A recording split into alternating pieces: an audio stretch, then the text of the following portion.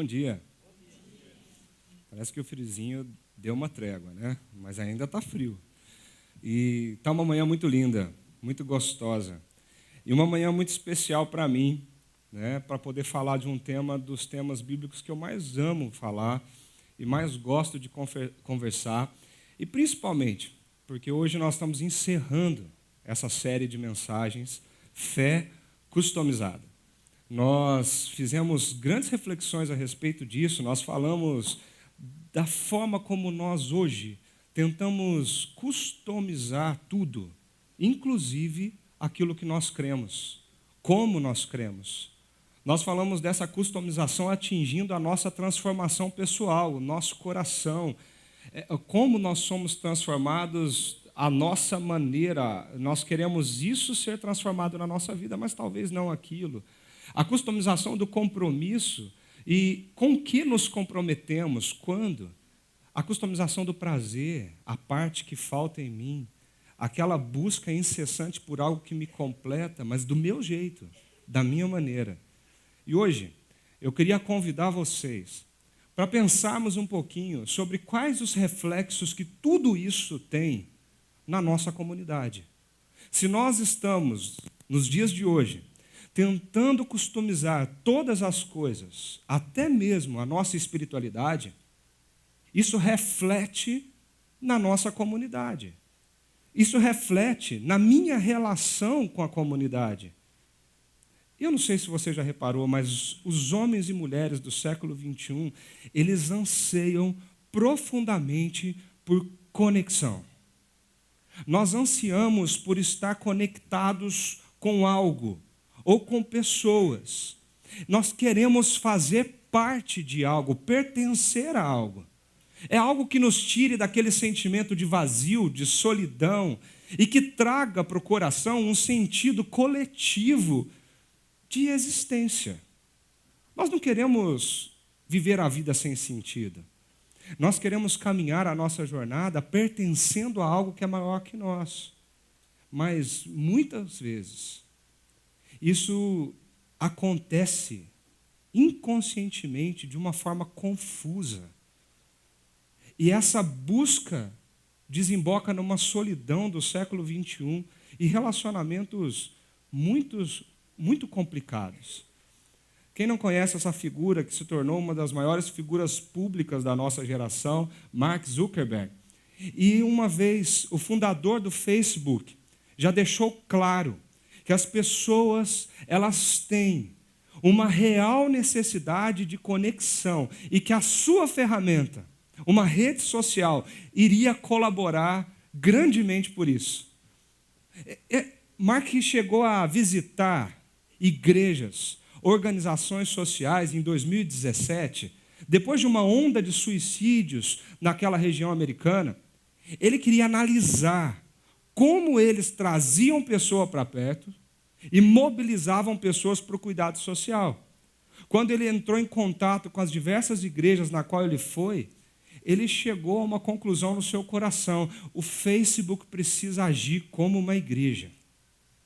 Ele foi tão intenso nisso, que ele propôs a modificação até mesmo da missão da rede social, que agora se dá como reunindo comunidades globais. Não é mais reunindo pessoas, indivíduos, mas agora o Facebook tem uma missão. Nós queremos reunir as diversas comunidades que estão espalhadas por aí. Ele acredita que pelo fato do Facebook ter mais de 2 bilhões de pessoas mensalmente acessando ainda a sua plataforma, essa plataforma tem um poder como de uma religião. Reunir pessoas, reunir grupos, para que elas se sintam bem, deixem de ser solitárias na sua vida, deixem de viver sozinhas, recebam ajuda e por aí vai. Esse é o grande lema do século XXI. Nós não queremos andar sozinhos, embora nos sintamos sozinhos. Nós vivemos uma grande tensão entre essa liberdade, conexão e a solidão que talvez o nosso coração esteja sentindo.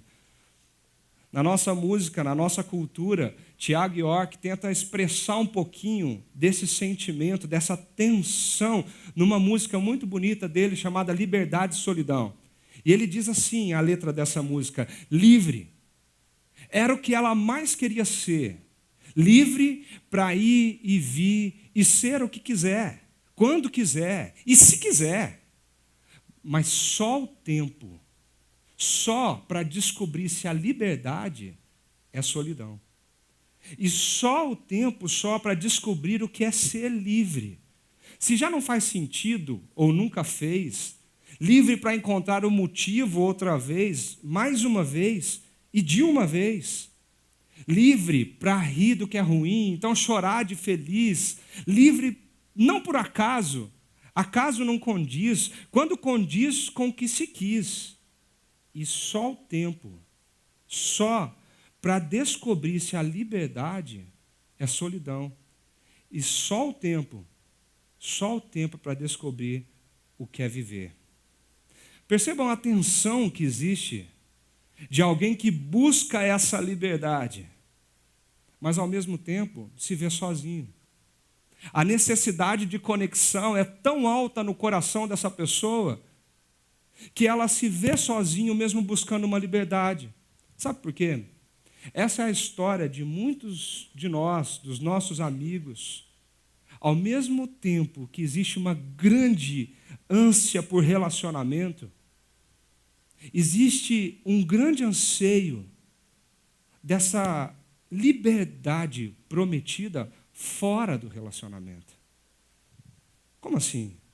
Eu não quero me comprometer.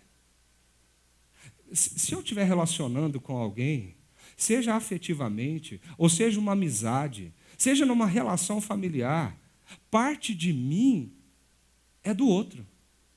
Parte do meu coração, parte dos meus pensamentos, parte daquilo que eu sou. O que eu quero mesmo é fazer as coisas do meu jeito, sem dar satisfação para ninguém, livre para poder decidir onde eu vou, quando eu vou, como eu vou, o que eu acredito, como eu acredito. Essa liberdade que parece que grita: eu não quero dar satisfação, pedir permissão, perdão, não. Eu tenho que ter direito de errar quando eu quiser. E errar e conseguir nos acharmos indivíduos completos em si mesmos, soltos no mundo. Mas quando nós chegamos em casa, depois de um dia difícil, ou talvez de um dia alegre, e nós não temos com quem comemorar, nós não temos para quem ligar, nós não temos um ombro para reclinar, alguém para abraçar, nós sentamos no nosso sofá, fazemos o nosso café, e nós somos obrigados no nosso coração a decidir se isso é realmente liberdade ou se isso é solidão. Existe um anseio no ser humano por conexão. E embora o nosso século diga: seja sozinho, não dê satisfação para ninguém, ande pelas suas próprias pernas. Talvez você acredite que para ser você mesmo você precisa romper com seus pais, porque eu preciso da minha vida. Talvez você acredite que para ser feliz você precisa acabar com determinados relacionamentos, amizades, casamento. Aquela famosa história do casal que chega e diz: pastor, eu preciso casar porque eu preciso ser feliz. E alguns anos mais tarde, aquelas mesmas pessoas chegam e falam: pastor, eu preciso me separar porque eu preciso ser feliz. Talvez você acredite que para desenvolver a sua fé do seu jeito, você não precisa de uma comunidade cristã. Você consegue fazer isso sozinho, na sua casa, na sua individualidade. Nós somos tomados por essa consciência pós-moderna. E David Brooks, um colunista de Nova York, escreve sobre ciências sociais, política, comportamento. Ele afirma o seguinte: fazer parte de uma comunidade toma tempo e envolve restrições.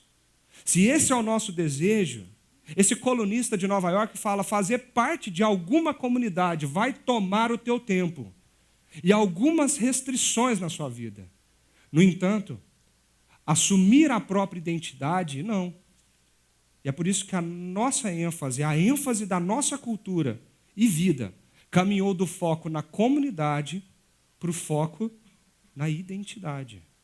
Nós queremos ser únicos. E sabe o que isso gera em nós? Nós agora passamos a lidar com essa vontade do nosso coração, consumindo relacionamentos da minha maneira, de acordo com as minhas preferências. Nós estamos imersos na cultura ocidental do consumo. E na cultura ocidental de consumo, existem algumas características que eu e você talvez nem percebam, mas que elas são muito fortes na nossa vida. Existe um constante incentivo à aquisição contínua de bens e serviços. Eu preciso adquirir mais, eu preciso ter mais, eu preciso comprar mais, eu preciso de mais likes, eu preciso de mais pessoas me seguindo. Nessa cultura ocidental de consumo, bens e serviços se tornam elementos de afirmação da identidade. O que eu tenho, a roupa que eu uso, o material que eu uso no meu trabalho, o carro que eu dirijo, a casa onde eu moro, isso agora parece que forma a pessoa que eu sou. E o quanto influente eu posso ser. Além disso, indivíduos deixam de ser pessoas e se transformam em consumidores. E quando nós consumimos, quando nós compramos, quando nós temos, isso gera no ser humano uma sensação de prazer e de poder. Eu posso porque eu tenho. Eu posso porque por mim mesmo eu consigo comprar. Os meios de comunicação geram uma necessidade de ter mais, ter mais. Inúmeras propagandas vêm ao nosso celular, no nosso computador, na televisão. Você não consegue assistir um vídeo do YouTube mais sem antes ver uma propaganda antes. E aquilo gera em você, eu preciso ter isso. Eu não tenho, eu estou fora de moda.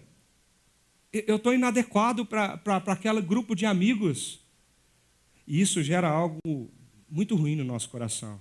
O fator insaciabilidade. Eu sou insaciável. Eu quero mais, eu quero mais, e eu quero mais. Mas quais consequências isso traz para nós, de fato? A busca pelo ter em detrimento do ser.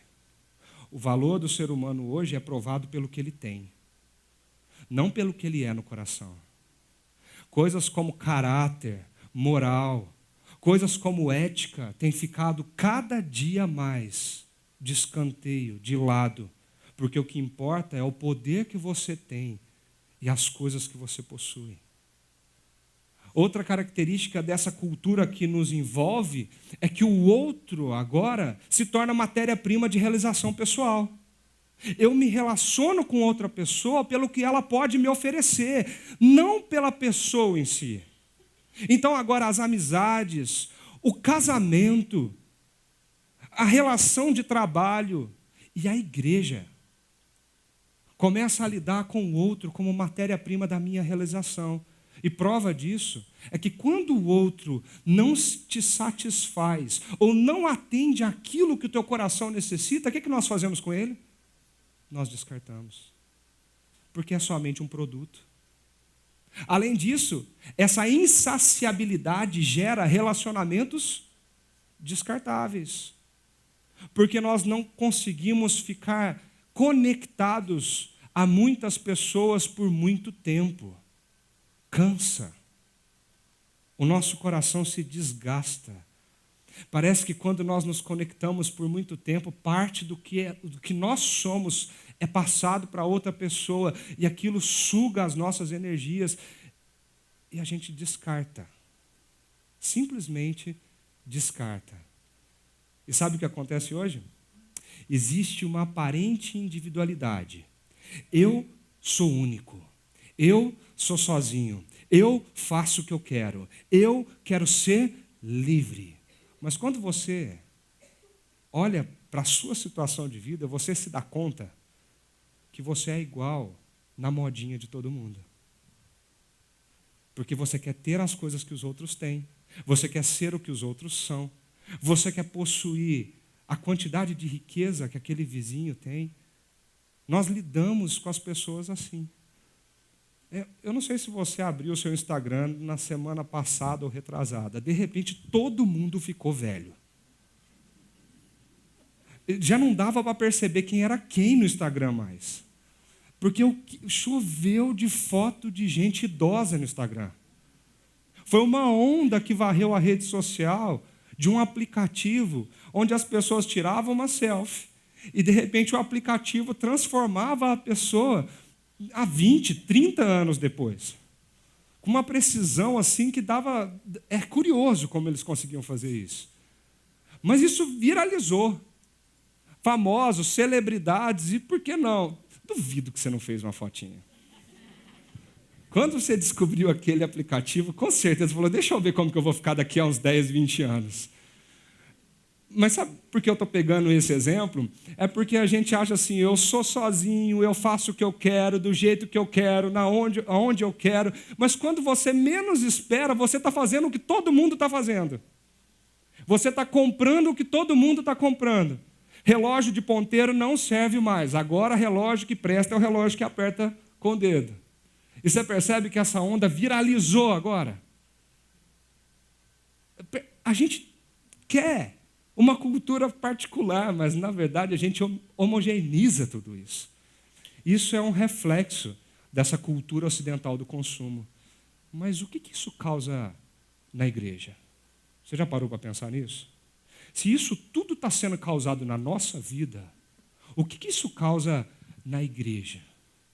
Primeiro, as igrejas, agora, nessa cultura, passam a ser prestadoras de serviços religiosos. Aquela que faz o arrepio mais forte é a que ganha o mercado. Aquela que tem as poltronas mais confortáveis é essa que eu vou levar minha família. Aquela que atende os meus desejos, aos meus pré-requisitos.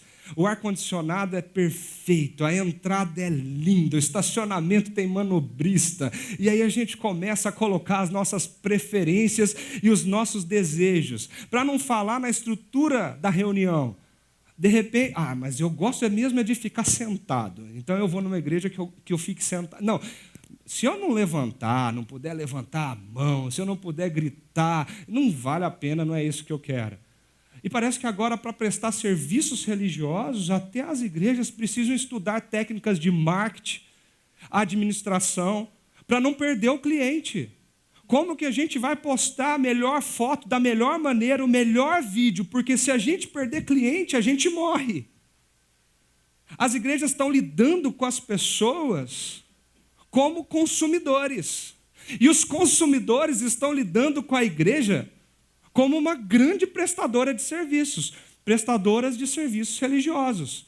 Você chega no balcão e diz, eu preciso disso, quanto custa? O que vai custar para mim? Mas sabe o que isso causa?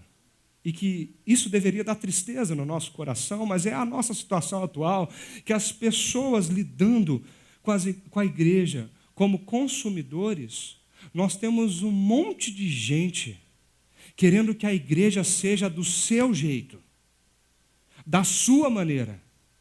Nós já customizamos a nossa espiritualidade, eu vivo ela do jeito que eu quero. Nós já customizamos a parte em mim que vai ser transformada.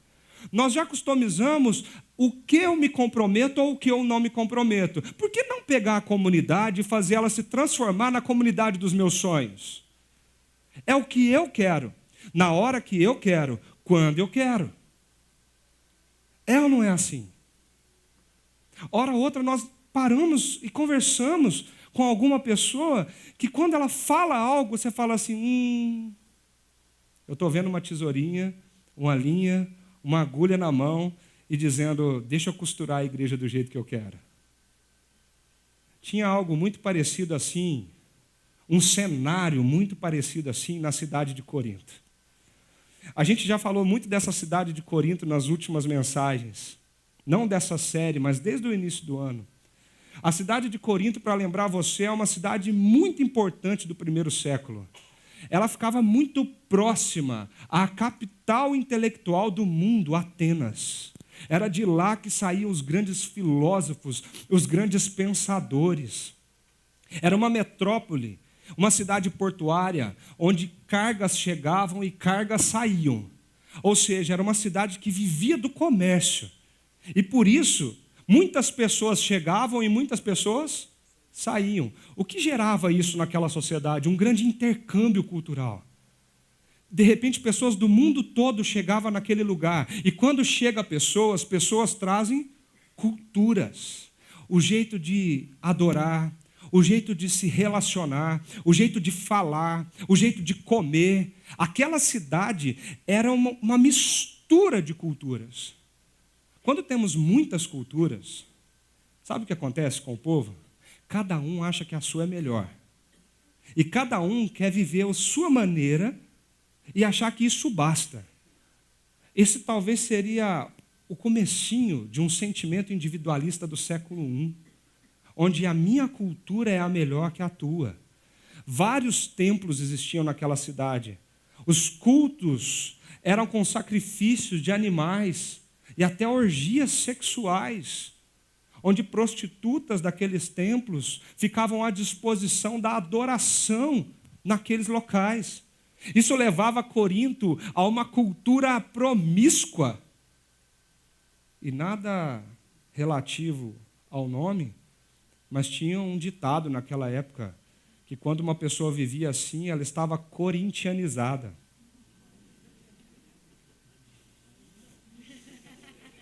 Eu não disse nada. Mas é real. Corintianizar naquela época significa tomar para si essa cultura promíscua, esse jeito de viver corintianamente. Mas sabe o que é interessante nisso tudo? Porque no meio daquela cidade, no meio dessa cultura, desse contexto, imagina esse mundo, gente. No meio desse povo, tinha um grupo muito peculiar. Alguns tinham sido judeus, outros adoraram Afrodite no passado, participavam desses sacrifícios e dessas orgias nos templos. Alguns eram políticos, ricos, empresários, donos de navios, quem sabe o dono do porto. Outros eram pescadores, pastores de rebanho, donas de casa, pessoas humildes. Alguns eram ladrões, foram adúlteros. Outros, eles seguiam piamente as leis de Moisés. Alguns gostavam mesmo do arrepio na coluna. E gostavam daquele misticismo sobrenatural. Muitos desses se agruparam. E todo mundo junto, cada um pensando de uma forma, cada um vindo de uma família diferente, de uma cultura diferente. Põe esse povo sentado numa mesa. Você já imaginou essa cena? Põe esse povo sentado num auditório como este. Põe esse povo para poder falar agora como que você quer que a igreja seja. Porque esse povo que nós estamos falando aqui era a igreja de Corinto. Eram ex-ladrões, ex-prostitutas, ex-políticos, pessoas ricas, pessoas simples, todo mundo junto naquele lugar. E o que elas estavam fazendo? Óbvio. Elas pegavam as suas preferências, os seus costumes, o seu passado, aquilo que ela mais gosta, e agora fala assim, vamos costurar uma coxa de retalhos aqui e fazer dessa igreja a melhor igreja, onde a gente tem que respeitar quem é mais importante, quem é menos importante, quem chegou primeiro, quem chegou por último. E a igreja se tornou um caos. Brigas, divisões. Eu sou de Paulo. Não, eu não sou de Paulo, eu sou de Apolo. Eu não sou nem de Paulo, nem de Apolo. Eu estou no meio do caminho. As pessoas começavam a brigar, chegando a ponto de pessoas daquela comunidade ter que levar os seus problemas para a justiça, porque eles não conseguiam resolver entre si. Cada um queria aquela igreja da sua maneira, do seu jeito. Você imaginou essa cena? Você consegue imaginar algumas pessoas juntas vivendo desse jeito? E de repente, sentados na mesa da ceia, um levantava, você está comendo demais, ainda tem gente que não chegou, mas eu sou mais importante. Eu estou nessa igreja faz 18 anos. Mas eu ocupo lugar de destaque aqui. Eu vim da sinagoga tal. Você veio do templo de Atenas. Que absurdo. Você achar que você é melhor que eu. É para essa igreja que Paulo escreve a carta de Corinto, trazendo uma mensagem muito linda de como que a vida precisa caminhar depois que nós conhecemos a realidade do Evangelho. Essa carta ela vem trabalhar com as pessoas sobre essa nova cosmovisão e como isso modifica, muda a nossa vida. Paulo estava mostrando que aquele grupo de pessoas não poderia ser uma mistura de preferências pessoais. Não poderia ser a comunidade do meu jeito, mas teria que ser e aprender a ser a comunidade do jeito de Jesus. E nessa comunidade do jeito de Jesus, eles precisavam entender, incorporar, aprender pelo menos 3 das grandes e maiores características de uma comunidade como Jesus sonhou. E a primeira delas tem a ver com a unidade que a igreja representava.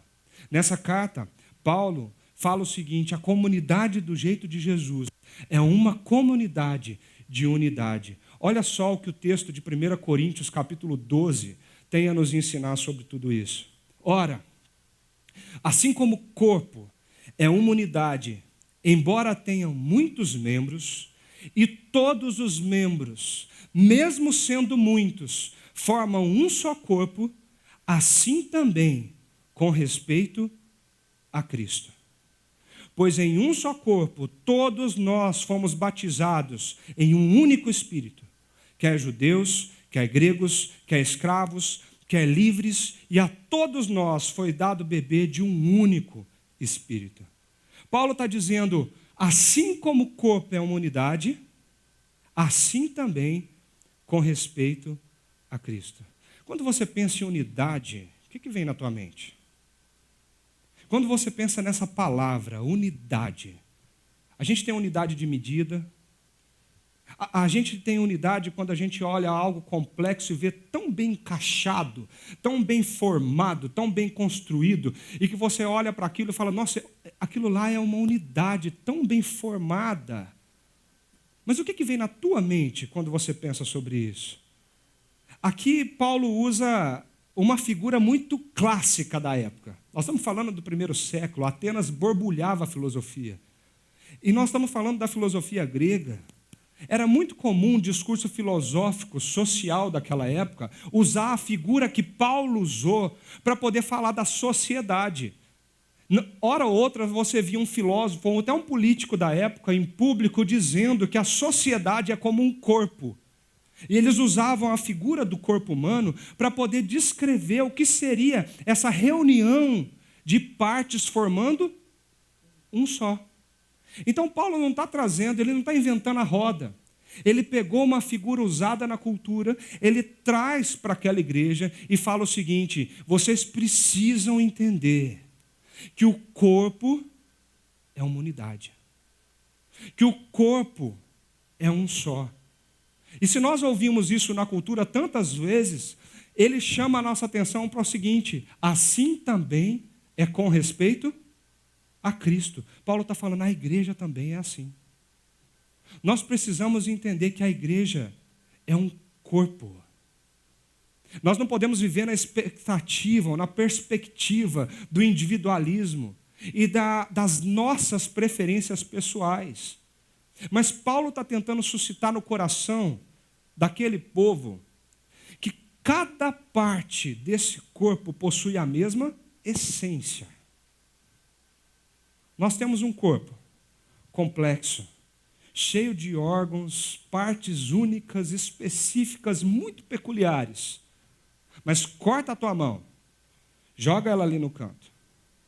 É só na família Adams que ela começa a andar e começa a ser única por ela. Porque se não for na família Adams, aquela mão vai acontecer o que com ela? Ela apodrece. Ela morre. Porque a mão sozinha é corpo? Não. A mão só é corpo quando ela está ligada no corpo. Parece historinha para criança, isso não parece? Mas é isso que Paulo estava tentando mostrar para aquela igreja. Pessoal, vocês precisam entender que cada parte que nos constitui, ela só é corpo se ela estiver no corpo. Nós precisamos entender que quando nós achamos que nós somos únicos, exclusivos, que nós podemos fazer o que nós queremos, quando queremos e como queremos, nós precisamos nos lembrar qual é a nossa essência. E a nossa essência é ser corpo. Isso muda muito a cosmovisão de alguém que está num grupo de pessoas. Porque isso traz para o nosso coração a sensação de pertencer a algo que é maior que nós mesmos. Nós não temos a nossa identidade no que eu tenho de bens, nem no que eu posso comprar. A minha identidade não se baseia na minha conta bancária, nem nas palavras bonitas que eu posso falar. A minha identidade se baseia em uma única coisa. Eu sou parte de um todo.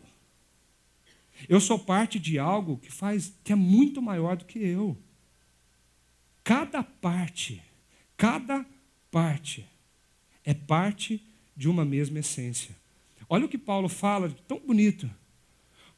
Pois em um só corpo, todos nós fomos batizados em um único Espírito. O que ele está dizendo é o seguinte: nós somos diferentes, mas sabe o que nos unifica? É porque nós somos batizados, nós bebemos da mesma essência. O mesmo Espírito Santo que habita no meu coração é o Espírito Santo que habita no teu coração. É a mesma pessoa, é a mesma essência.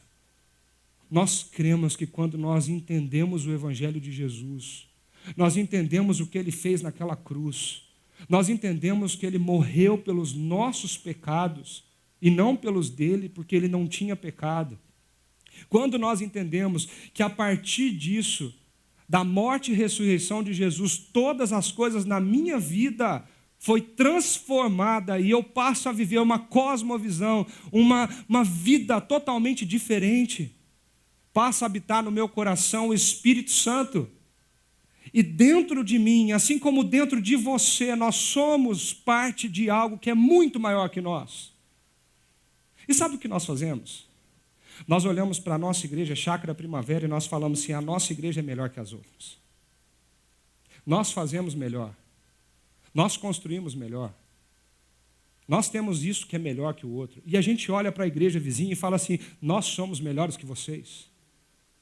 Ou talvez você está aqui olhando para a igreja vizinha e falando assim: a sua grama é mais verde. Talvez você está aqui falando assim: não, a outra igreja é melhor. Quando você não tem essa compreensão do todo, você começa a fazer o que Corinto fazia. Começa a falar assim: eu sou de Paulo, eu sou de Apolo, eu sou de fulano de tal, eu sigo Beltrano, ao invés de entender que nós fazemos parte de algo que é muito maior do que nós mesmos, é muito maior do que a Chácara Primavera, é muito maior do que a igreja brasileira evangélica. Nós fazemos parte do reino de Jesus Cristo na terra. E isso não tem só a ver com a igreja brasileira, nem com a igreja americana. Nós estamos falando do corpo de Jesus, a igreja, o povo espalhado por todo esse mundo. Você faz parte disso. Não muda o sentimento no coração?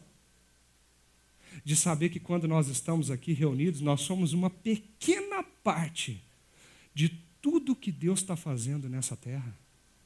Nós somos uma pequena parte de um todo que é muito mais complexo e muito maior do que nós imaginamos. Nós somos parte do corpo. Ao invés de ficarmos reclamando e pensamos: mas podia ser assim, mas não é assim, ou a igreja tal está errada. Por que a gente não para orar e dizer: Deus, abençoa o teu corpo aqui na terra. Abençoa o teu povo espalhado por esse mundo. E que o evangelho que chegou no meu coração e trouxe o Espírito Santo que me une a esse corpo, possa fazer algo maravilhoso nas vidas aonde esse corpo tocar. Porque o corpo de Jesus, ele fala do amor de Jesus. O corpo de Jesus, Ele representa o amor de Jesus. O corpo de Jesus, ele toca, abraça, ele dá o afeto para aquelas pessoas que precisam de Jesus. Você faz parte desse povo. Paulo dizia para aquela igreja, quer judeus, quer gregos, quer escravos, quer livres, não importa de onde você veio, não importa o seu sobrenome, não importa o seu pedigree, não importa a sua nacionalidade, não importa o que você era antes da cruz, o que importa é que agora nós somos todos conectados num mesmo propósito, uma mesma verdade, uma mesma essência. Percebam, quando nós olhamos para a nossa anatomia, nós temos diversos órgãos, mas todos são irrigados pelo mesmo sangue. Você já parou para pensar isso? O mesmo sangue corre nas nossas veias. E o mesmo sangue alimenta, nutre, fortifica o nosso corpo. Tira o sangue do corpo, o corpo morre. Tira uma parte do corpo, essa parte morre, porque ela fica sem sangue. Dessa mesma forma, o Espírito Santo que habita em mim e habita em você, ele nos nutre. Ele fortifica o nosso coração. Ele alimenta a nossa alma. Ele nos traz de volta para o foco, que não é reclamar do outro, nem da outra igreja, nem dizer mal as coisas um do outro, mas é para nos trazer o senso de que nós estamos conectados e ligados a um todo muito maior do que isso aqui. Você faz parte do corpo de Cristo na terra. Você faz parte desse todo. Isso me ensina que diante de Jesus as nossas diferenças caem por terra. Diante de Jesus a minha perspectiva cai por terra. Diante de Jesus a minha preferência pessoal cai por terra. Diante de Jesus eu não posso querer customizar a relação que eu tenho com uma comunidade. Eu tenho que almejar, desejar a comunidade que Jesus quer fazer em nós. E nós precisamos aprender a sermos um. Nós precisamos aprender a lutar pela essa unidade. Muitos formam um. E esse um é uma unidade coesa, linda, maravilhosa, que nos traz essa sensação do todo. Sabe uma coisa séria que eu fico pensando naquela igreja e penso na nossa vida? Que quando Corinto sabotava a união do corpo, eles cometiam um pecado muito grave. E quando eu e você sabotamos a união desse corpo, nós também estamos com sérios problemas. Nós não devemos sabotar o que é união. E pense, gente, união não quer dizer, unidade não quer dizer uniformidade. O que é uma coisa uniforme? Todo mundo igual, todo mundo do mesmo jeito. Unidade não quer dizer uniformidade, muito pelo contrário. Deus não quer que todos nós sejamos idênticos. Deus quer que sejamos unidos no meio das nossas diferenças. Cada um tem suas características muito importantes. Afinal de contas, foi Ele que nos criou assim. Ele nos fez a imagem e semelhança dele. E é por isso que, além de entender que uma das marcas da igreja do jeito de Jesus, da comunidade de Jesus, é a unidade, nós também precisamos entender que uma das marcas dessa comunidade é a diversidade. Olha só o que o texto vem nos mostrar a respeito disso. O corpo não é feito de um só membro, mas de muitos. E Deus dispôs cada um dos membros do corpo, segundo a sua vontade. Se todos fossem um só membro, onde estaria o corpo? Assim, há muitos membros, mas um só corpo. Olha que jogo de palavras interessantes que Paulo usa aqui para poder contar essa verdade da diversidade. O grande desafio é compreender como é possível ser um e ter unidade no meio de tanta diversidade. Tem hora que eu me pego assim no meu casamento. Eu não sei você. Eu sou de um jeito, minha esposa é completamente diferente de mim, graças a Deus.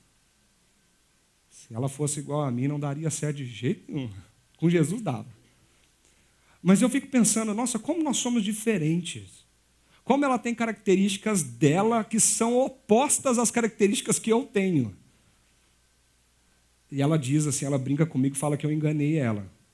Que a gente fez um teste psicológico na época do namoro e deu um resultado. Ela fala assim que ela acordou, de repente, depois de algum tempo, e ela falou assim, nossa, mas cadê o sanguíneo que casou comigo? E ela tinha descoberto que eu era um baita de um fleumático, daquele mais retraído, mais no meu cantinho. E eu olho para isso e falo assim, como é bonito ver o que Jesus faz com a gente. Porque o que eu não tenho é o que ela tem. E o que ela não tem, tem muito do que eu tenho. E nisso a gente se encaixa. E a gente se complementa. A gente usa o casamento como uma ilustração para dizer algo que Paulo está gritando para essa igreja. O corpo não é feito de um só membro, não é todo mundo mão aqui. Nem todo mundo aqui é pé. Mas o corpo é feito de vários membros. E a palavra aqui tem um sentido de vários tipos de membros. Aqui é Paulo dizendo, nós temos uma diversidade dentro da unidade. Nós precisamos entender, meu querido, que nós não somos corpo, nós não somos igreja, nós não somos comunidade sozinhos. Nós estamos na era do individualismo, nós estamos numa cultura marcada por esse lema. Mas a lógica de Deus é contracultural. A lógica de Deus não é que você viva a tua vida sozinho, independente. A lógica de Deus é que você não consegue viver a sua vida sozinho, independente. Você precisa e depende do outro. Perceba quanto isso é forte. Perceba o quanto isso é algo contra a nossa cultura. E eu gosto muito dessa imagem, a imagem do Lego. Eu não sei se quem tem filho pequeno sabe do que eu estou falando. Essas pecinhas que quando a gente pisa assim, quase sangra o pé da gente. Mas assim, eu olho para uma peça de Lego e tem tanta diversidade no Lego. Porque a gente olha uma peça mais comprida, uma peça mais curtinha, uma tem só 4 pininhos, uma tem pininho em cima, a outra é lisa, de repente uma encaixa, a outra não encaixa aqui. Uma é fininha, a outra é maior. E a gente vai olhando para a diversidade de peças, a diversidade de cores, a diversidade de formatos. Mas sabe o que é mais bonito? Porque quando a gente olha para uma peça, a gente sabe que, aqueles pininhos ali em cima devem ser para alguma coisa. Eles devem servir para estabilizar uma peça. Parece que encaixa, né? Se você olhar o fundo, ela é furadinha. Ela tem um formato específico. Mas quando a gente olha para uma peça só, parece que a gente não consegue entender por que ela foi criada, para que ela foi desenhada, por que ela é desse jeito, por que ela tem essa quantidade de pinos, por que ela não é redonda? Ou quando a gente olha para a redonda, fala, por que ela não é quadrada? Porque uma peça só parece que não nos dá a visão do todo. Mas quando essa peça é conectada ao todo, nós olhamos para o todo e nós entendemos por que aquela peça existe. Quando essa peça é conectada numa grande escultura de Lego, nós entendemos que aquele formato foi desenhado para encaixar naquele lugar e trazer estabilidade naquele lugar para a gente entender o todo. Sabe o que isso significa para mim? É que você foi desenhado por Deus para encaixar no corpo e para que o corpo possa ser visto pelo mundo. E quando o mundo olhar para o corpo, eles entendam quem é Jesus, através de cada um de nós. De vez em quando eu fico namorando as lojas de Lego nos shoppings. E quanto mais eu chego perto, mais eu me admiro com o que o ser humano consegue fazer. E de repente a gente olha para uma estrutura dessa e fala assim, ela já vem pronta. Não, você compra uma caixa e talvez você vai levar anos para montar isso aqui. O manual parece um livro. E quando você chega perto dessa escultura, Você pega, abre uma coisa aqui, abre uma janelinha do lado de cá, você vê que tem uma estrutura lá dentro desenhada. Dá para você fazer um movimento com a nave, de forma que uma peça da frente puxa a peça de trás. E a nave toda se mexe, ela se comanda. Isso virou brinquedo de adulto, gente. Mas sabe o que isso me fala? Porque quando a gente pensa numa peça tão sem graça, tão sem lógica, tão sem formato, uma peça que mais serve para machucar o pé do que para construir algo, a gente olha do que essas peças são capazes. E existem até exposições para mostrar para a gente o que cada um pode significar no todo. O texto, ele fala algo lindo. Ele diz: Deus dispôs cada um dos membros no corpo, segundo a sua vontade. Deus deu dons e Deus deu talentos para você. Não tem como você chegar para mim e falar assim: não, eu não sei fazer nada, eu não tenho dom de nada, eu não tenho habilidade de nada. Isso é mentira. Você é uma peça desenhada, esculpida por Deus. E você tem o seu lugar exclusivo no corpo dele. Só que existe um grande problema aqui. E assim como aquela igreja enfrentava um grande problema, talvez hoje nós estamos enfrentando um grande problema.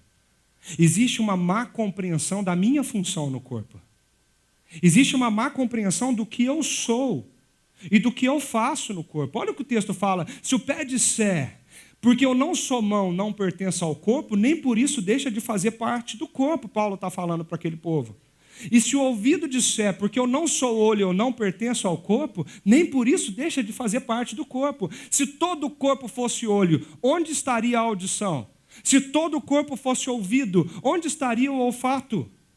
Pensa, de repente, você olha para o teu talento e fala assim: mas eu tenho um grande talento com números, com administração, com a logística, mas eu queria mesmo pegar o microfone e cantar. Gente, se Deus não te fez boca, não tente ser boca. Quando alguém que não é boca tenta ser boca, pode ser um desastre. Porque não foi essa a função que Deus te deu. Não foi para isso que Deus te desenhou. Não foi esse o seu encaixe. Você precisa olhar para dentro de si e perceber que a sua pessoalidade ela é muito valorizada na comunidade. Que você tem características e dons específicos criados por Deus para abençoar a nossa cidade. E quando eu estudava esse texto, me veio algo no coração sensacional. Porque quando a gente percebe o discurso daquela época, esse discurso do corpo, da sociedade, era usado de forma muito brutal e preconceituosa naquela época. Eles falavam assim para as pessoas nos teatros, que assim como o corpo tem partes mais importantes uma das outras, a sociedade precisava se enxergar no que é. Então, se você pertence à camada da cabeça, os filósofos, religiosos, os letrados, os políticos, não queira ser braço, os guerreiros. Também não queira ser tronco, os comerciantes. Muito menos perna, pé, que eram os servos, camponeses, artesão, operário. E no chão, ficavam os marginalizados. A sociedade, para a filosofia e política da época, era um corpo onde cada parte tinha uma importância única. E você nasceu pé, você vai ser pé até morrer. Se contente em ser marginalizado. Você nunca vai ser cabeça. Era isso que estava na mente das pessoas. Quando elas ouviam o discurso do corpo social, elas logo pensavam: ixi, eu sou isso, eu sou menos importante, eu vou morrer assim. E aí Paulo vem e vira esse discurso. Paulo vira uma chave desse discurso preconceituoso e ele fala assim: não existe diferença no corpo. Como assim não existe diferença? Nós acabamos de falar de diversidade, que cada um tem dons e talentos únicos. A diferença aqui é que não existe ninguém maior, ninguém melhor, ninguém superior e ninguém inferior no corpo. Todas as partes são importantes. Desde a menor ou a maior delas, todas elas são importantes para o corpo. Eu não sei como que você sente em relação a isso tudo. Talvez você fale assim, eu nunca vou subir lá na frente, pegar o microfone para falar uma só palavra.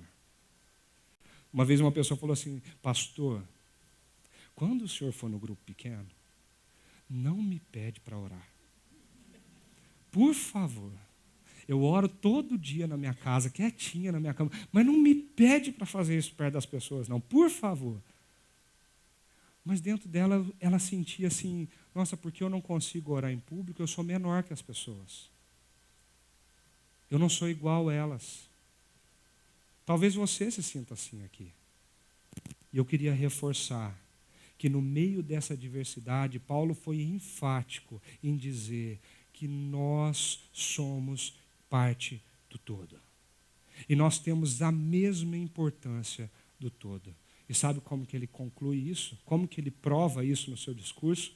É entendendo a terceira marca ou característica dessa comunidade do jeito de Jesus. A comunidade do jeito de Jesus, além de unidade, diversidade, ela possui mutualidade. E eu adorei essas duas pecinhas do Lembro. Elas são tão diferentes, não tem nada a ver uma peça com a outra. Mas vocês percebem que elas se encaixam perfeitamente? E que quando uma peça dessa se encaixa na outra, elas promovem movimento. Elas promovem uma ação. Mas elas só promovem essa ação quando elas estão encaixadas. Fora, é só uma pecinha para machucar o pé. E o texto fala o seguinte, o olho não pode dizer à mão, eu não preciso de você. Nem a cabeça pode dizer aos pés, eu não preciso de você. Ao contrário, os membros do corpo que parecem mais fracos são indispensáveis, e os membros que pensamos ser menos honrosos, tratamos com especial honra. E os membros que em nós são indecorosos, são tratados com decoro especial. Enquanto os que em nós são decorosos, não precisa ser tratado de maneira especial. Mas olha que bonito como ele conclui essa ideia. Mas Deus estruturou o corpo, dando maior honra aos membros que dela tinha falta, a fim de que não haja divisão no corpo, mas sim que todos os membros tenham igual cuidado uns pelos outros. Quando um membro sofre, todos os outros sofrem com ele. Quando o membro é honrado, todos os outros se alegram com ele. Quem estruturou o corpo? Deus. Quem te colocou aqui? Deus. Talvez você achou no seu individualismo, como cada um de nós é, eu saí da minha casa, eu cheguei até aqui, eu decidi vir aqui essa manhã. E quando nós olhamos para a realidade do reino, nós percebemos que Deus desenhou você para ser parte desse corpo, na sua forma única de ser, mas que se encaixa perfeitamente para poder trazer movimento para o corpo e fazer parte de um todo. E o que mais me deixa constrangido com esse texto é esse pedacinho desse versículo 25. Que ele fala assim, vocês entenderam que nós somos parte de um todo, um só? Então está na hora da gente parar desse negócio de falar que a nossa igreja é melhor, que os nossos bancos são melhores, que a nossa música é melhor, ou que a outra igreja é isso, que a outra igreja é aquilo, porque nós fazemos parte do mesmo corpo. Vocês entenderam que nesse corpo, mesmo sendo um, existe uma diversidade importantíssima, onde cada um se encaixa no outro para formar o todo? Então você tem dons e talentos, tesouros que Deus te deu para ser usado nesse corpo. Descubra isso em você e use. Mas você precisa entender uma última lição desse texto. Que todos os membros tenham igual cuidado. Quem cuida do corpo? E aí você vem para mim e diz assim, é óbvio que é o pastor. É lógico. É ele que está lá na frente, é ele que fala, é ele que liga, é ele que ora pela gente, é ele que se prepara. É óbvio que é o pastor que cuida do corpo. Não. Essa lógica, ela já caiu por terra há milhares de anos atrás. Porque a resposta está aqui. Quem cuida do corpo? O próprio corpo. Nós fomos feitos, meus queridos, para cuidar e ser cuidado. Nós fomos feitos não somente para receber como consumidores o cuidado de uma pessoa especial que está nesse lugar, mas nós fomos feitos e designados por Deus no seu formato, no seu jeitinho, com a quantidade de pinos que você tem, para cuidar de alguém. Não existe peça nesse corpo que não se encaixe perfeitamente para o cuidado do corpo. Sabe o que isso me ensina? Que nós precisamos entender que na nossa função, seja ela qual for, o que você sabe fazer, o que você faz melhor, essa função existe para um propósito, para a gente cuidar um do outro. Como que você tem cuidado desse corpo? A palavra aqui me chama tanta atenção no original, porque esse cuidado aqui, ele tem um sentido forte, não de ação. Ele vai antes da ação, ele vai no coração. E essa palavra no original, cuidado aqui, tem o sentido de estar ansioso por alguma coisa, de estar preocupado com alguma coisa. Sabe aquele dia que você acorda com alguém na cabeça e fala assim, gente, eu preciso ligar para aquela pessoa. Será que ela está bem? Será que aconteceu alguma coisa? A gente conversou semana passada, como que ela ficou depois dessa conversa? Será que eu posso fazer alguma coisa? E se eu pegar meu carro e ir lá na casa dela para fazer algo por ela agora? A palavra usada aqui é esse sentimento de preocupação que nos deixa até aflito, mas não por nós mesmos. Aflito por quem?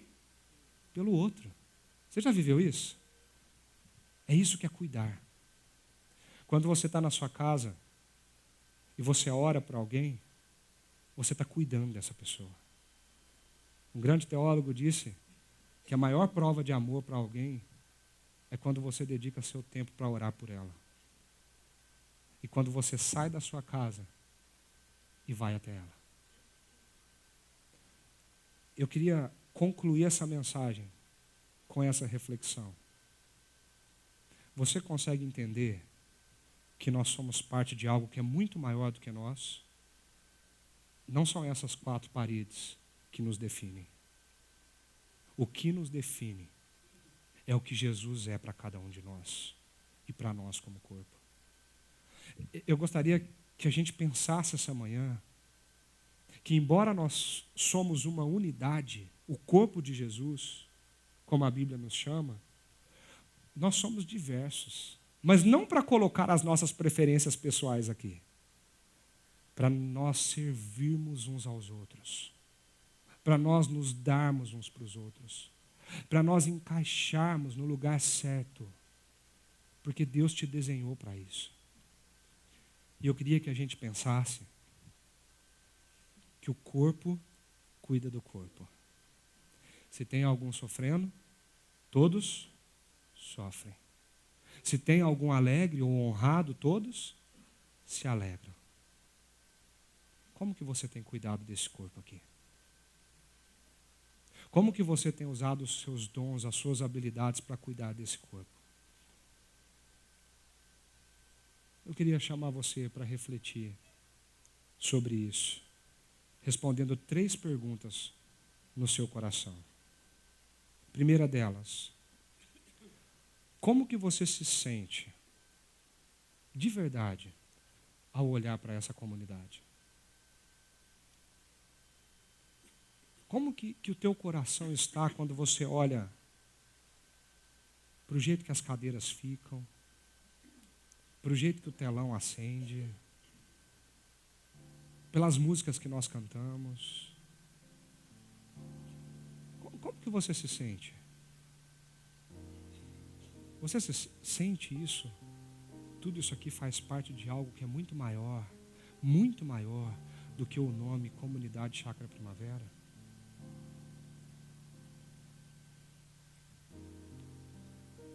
Você tem alguma dificuldade de se encaixar e de se ver como parte dessa comunidade? Se você tem alguma dificuldade com isso, talvez está na hora da gente parar um pouquinho e pensar, onde eu me encaixo? Que parte ou que membro desse corpo eu sou?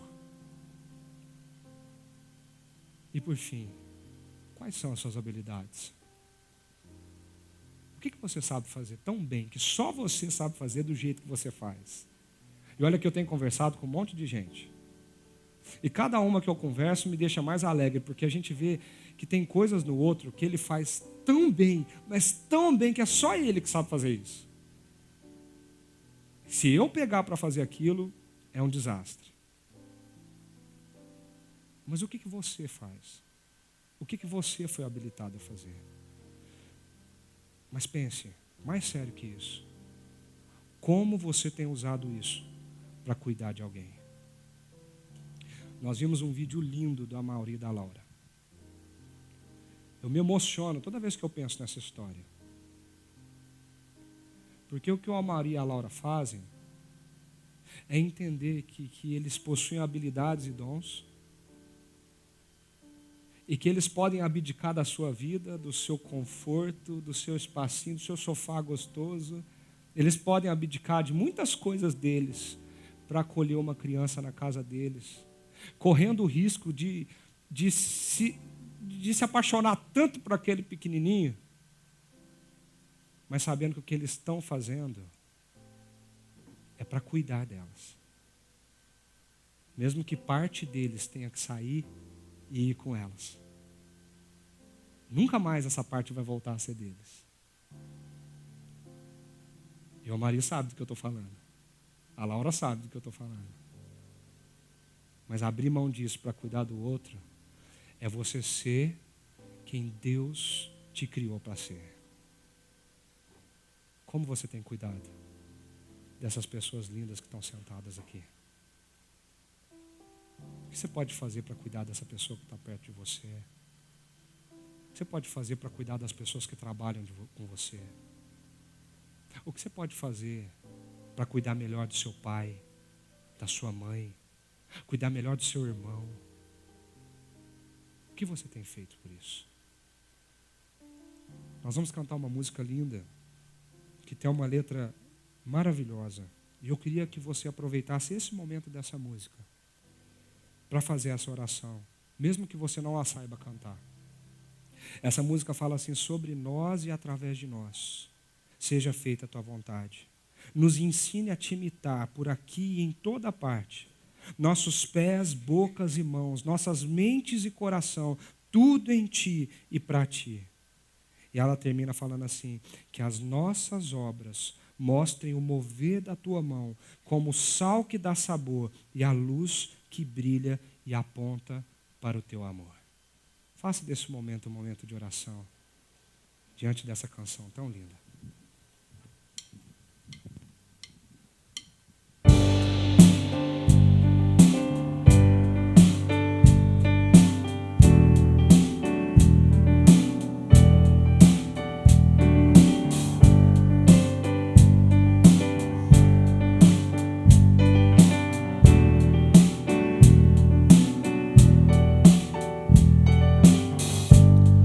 Sobre nós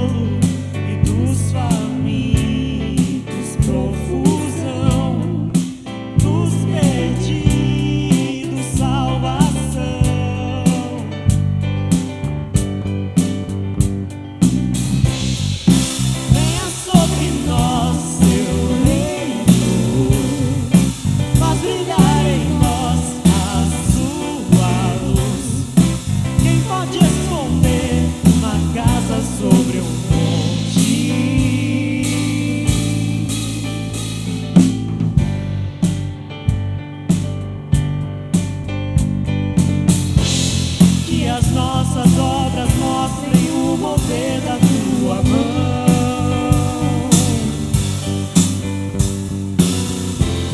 Como o sal que dá sabor e a luz que brilha aponta a paz.